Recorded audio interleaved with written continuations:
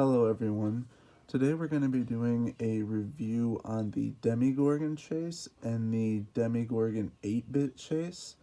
I'm combining the two because essentially they are the exact same pop and the exact same pose, and the common version and the chase version are both exactly the same in both the 8-bit and the regular set. The only difference is one is 8-bit and one is regular. So the mold's technically different because they're different sizes, you know, but essentially they use the exact same pose and they did the exact same thing for the chases. So it's essentially the same pop, just different texture is the right word to say. So let's get right into this. So let's take them right out of the boxes here, and we'll get a good look at what I'm talking about here if you are already familiar with the Demogorgon chases. But Stranger Things, by the way, is a very, very good show on Netflix that if you haven't seen it, you should definitely check it out. It's definitely worth taking a look at. Let's get these to the side here. Okay, so right off the bat, I'll point out the differences, besides the fact that they have different textures, which I know this guy's a little dark, you can get them in there. I'll show them off first before we get into it. Alright, so as you can see, they both have that closed mouth, so I guess we'll do what's the same first. They both have that closed mouth and the exact same pose. The target sticker is covering his hand, but his hand is doing the exact same thing that the hand is doing in this one. Literally the exact same pose. Knees are bent, arms are out in the exact same way, even the fingers are the same. Literally nothing different about these guys. So the only difference that there actually is the fact that this guy right here is a Target exclusive chase. You can only get him at Target, which, by the way, guys, was absolutely hard to do. Target exclusive chases, oh, I only know of two. It's this one and it's the Destiny one. But Target exclusives in general, not even the chase, just Target exclusives are hard to get. Target does not do a good job of keeping those in stock.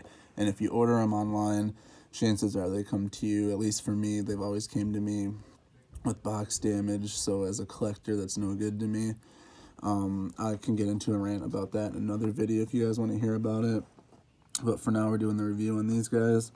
But there is no box damage at all on either of these guys. Let's get that right up in there. And the set is different for the two. So that is another thing that's different about what other characters are in the set. And as far as box damage goes, sorry. I just complained about the Target box damage. This guy actually has no box damage at all. So that is massively impressive in my opinion. I've never gotten a Target exclusive pop before without box damage. Well, okay, I have to take that back. I have before, but I've always gotten them on the store shelf, which is actually, I found this guy. I might have mentioned that in my first pop hunt video at Target, where I found this guy at. I actually did find him on the shelf, so that's probably why he didn't have any box damage, but 100% everyone I've ordered from their website just came with box damage, so that's probably why he didn't have box damage on him. But they both are really cool. Personally, I have to side, value-wise, I believe this one is worth more, so by that logic, he's better. But as far as looks, I honestly like this one better, because I told you guys before, I'm really not that much of a fan of the 8-bit pops. I think they're all heavy, they're heavy on the boxes, so it's easier for the box to fall out under them if it's not latched right or if it gets loose. And they just don't look that good in my opinion. They feel like blocky and weird, which is what they're supposed to because they're 8-bit, but still I'm not a fan at all of the 8-bit. I do have the 8-bit Dig Dug, and I have all the 8-bit Stranger Things, so that's probably as far as my 8-bit collection's gonna go. I might pick up the 8-bit Raiden chase from GameStop to finish my Mortal Kombat collection, because I do have the chase in that set, the Sub-Zero chase and all the regular ones, but I don't have the chase Raiden from the mystery box. I did buy one mystery box, and I bought two I got the common Raiden, and I got the Chase glow-in-the-dark Predator 8-bit. So that's pretty cool. I did keep him in my collection because I do like my glow-in-the-dark pops a lot. I already talked to you guys about how if you use a black light, you can really see those glow-in-the-darks.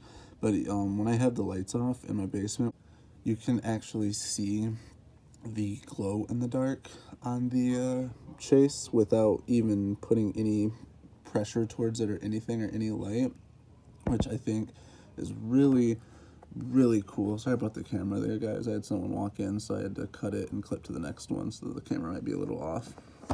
But I have a couple glow-in-the-darks that are pretty cool like that, but some of them I know you don't really see the glow on.